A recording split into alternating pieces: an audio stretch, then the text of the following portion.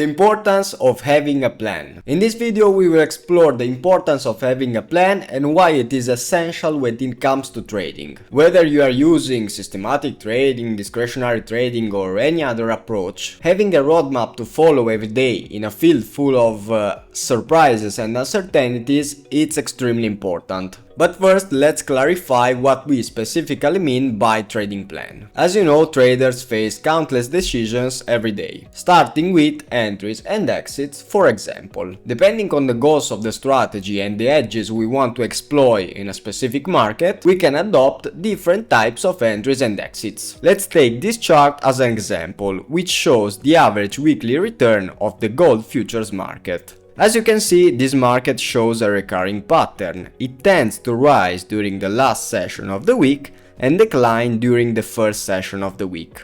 Based on this information, I can already decide to develop a strategy and build a plan for entries and exits. For instance, buying during the last session of the week and selling during the first session of the next week. However, as mentioned earlier, the decisions a trader needs to make don't stop there. At this point, it's essential to define how to manage the positions effectively. Should you use a stop loss or a take profit? If so, by how much? There are strategies where using a tighter stop loss compared to the take profit and achieving a favorable risk-reward ratio can be a good choice. Other times, however, another important consideration that falls under the plan is, for example, how much capital to allocate to each strategy. It might happen that you become overly exposed to a specific market or to a single strategy. In such cases, the risk is that the strategy will no longer perform as it did in the past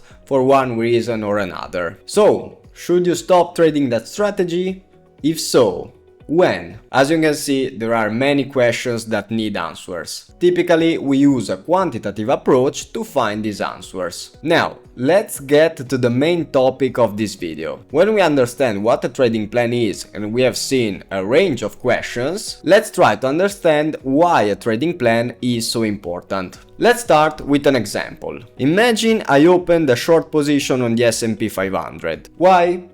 Because without a plan I woke up thinking that the stock market will collapse and I decided to act on impulse. I didn't even set a protective stop, thinking that I will manage the position as time goes by. I will check it occasionally. But that day, instead of a bearish trend, I witnessed one of the most positive days for the S&P 500 in recent years. My position started to lose value, accumulated hundreds or even thousands of dollars in losses. At that point, I realized that I should probably close it, but I didn't know when, and I began making a series of poor decisions. For example, I thought maybe I should wait a little longer because the price might reverse soon. But no, it didn't.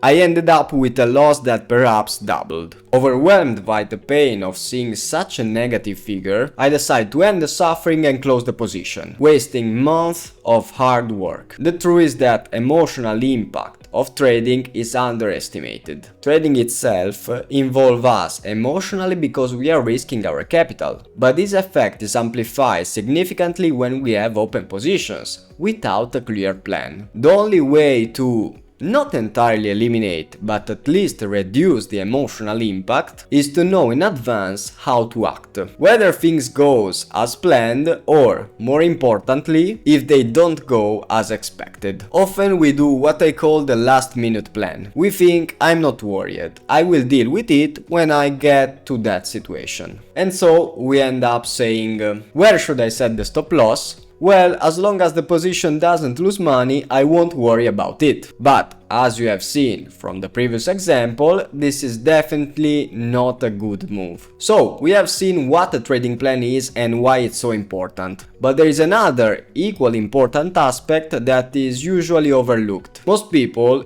even knowing what actions to take, struggle to follow through and stick to the plan. I would like to introduce you to some strategies and solutions to address these issues. But first, let's understand why, despite the best intentions, we fail to stick to the plan. One of the main reasons is that we often don't feel completely confident in what we are doing. A lack of confidence, even partial, can lead us to doubt our choices, especially under pressure. We can all agree that there are multiple trading methodologies and that every trader has his own personality and trading style. This makes it even more important to find a plan that not only works, but also aligns with who we are and what we think. It's perfectly normal for me to have a different risk profile than other traders, to prefer trading in specific markets, or in systematic trading to feel comfortable rotating strategies once a month, while others might prefer to maintain a static portfolio. And as you can see, because there are so many variables, what would happen if we all use the exact same trading plan? In delicate moments, those who don't feel fully confident on the plan will deviate and change things. And